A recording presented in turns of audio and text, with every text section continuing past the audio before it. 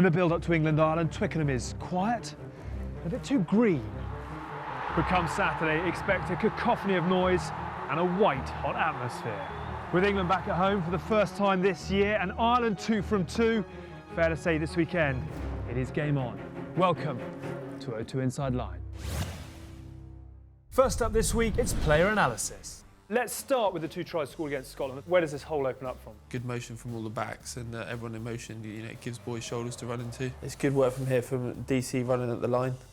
He scoots across, interests all the forwards. We're the 10 there, suddenly coming too far and probably looking at Jack Noel and 9, and then Luther's got a good blind side to run at and he hides behind the defender. Makes it look very easy. Should we have a look at the second try as well then? Put ourselves under pressure to take other teams and make them work hard.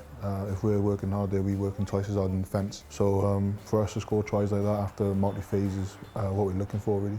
How do Ireland make themselves such a nuisance at the breakdown? They've got some good players who, like Pierre O'Mahony, are very good at over the ball. Very tactical in where they do it and great position there to get over the ball, very strong.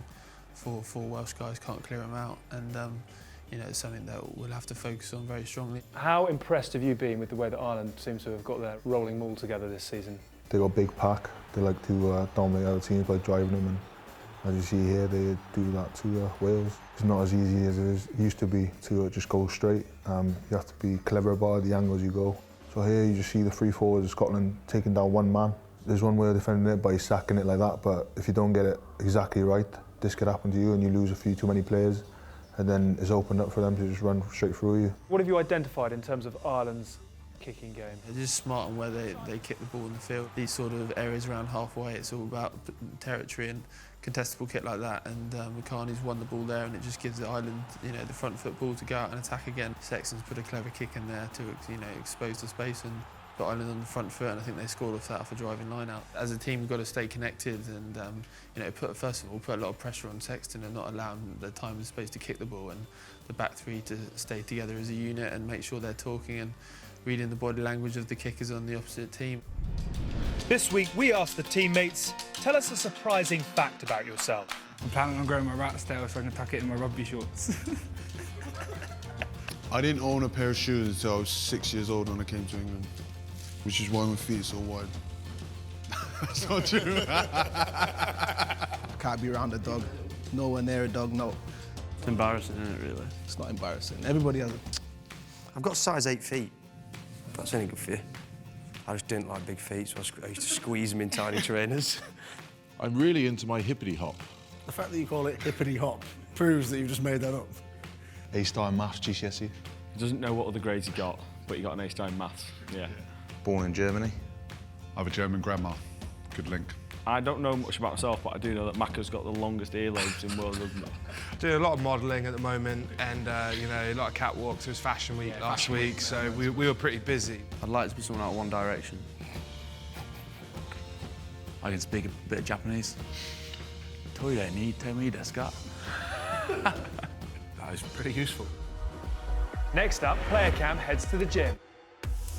Yeah, Henry here just doing a bit of core stability, but an extra core work. It's in the game you're going to be bashed around from all sort of areas, and to be as strong through the core as possible, then you're going to be strong and not going to get knocked off the ball in the breakdown and in the scrum and line out as well. Joe just doing some top up here with his neck. A big part of the props job is to get the advantage of the opposite number, and strong necks required for that. So he's just trying to get a bit more rehab, or prehab as we call it, before he does his weights. Dave here, just in leg press, one of the core exercises, one of our leg exercises we need to do, probably once a week, to build strength up. It's a key thing to be strong, obviously, leg power and driving in the tackle, line-outs and scrums, pushing is one of those exercises.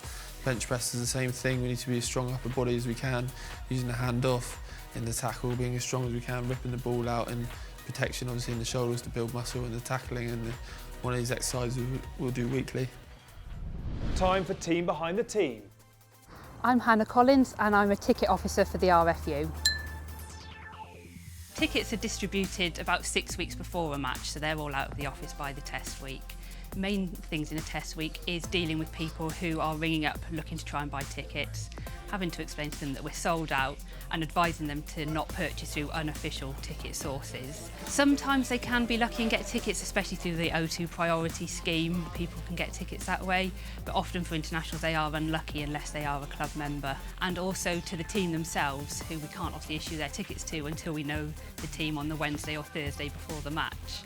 So here we are in the Royal Box, padded seats and all. Very nice it is too. And I can't imagine too many of the guests that come here on match day queue up at the ticket office to collect their tickets today. No, most of them do have their tickets already. There's 302 seats here in the Royal Box for dignitaries, VIPs, invited guests. I understand you've obviously got a lot of disabled people that come to watch. Yeah, so we have around 600 disabled access areas in the stadium, down at pitch level and middle tier terraces as well.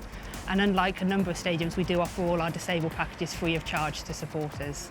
In the summer, we'll be putting in automated turnstiles at our gates, so it'll be a lot easier for people to just access straight away without having a number of security people that they have to pass at the moment. And what is the dream? Is it eventually, will we all be bringing our tickets on our iPhones or our telephones? Yeah, I think that's the way forward. Hopefully people will be less likely to lose their tickets that way.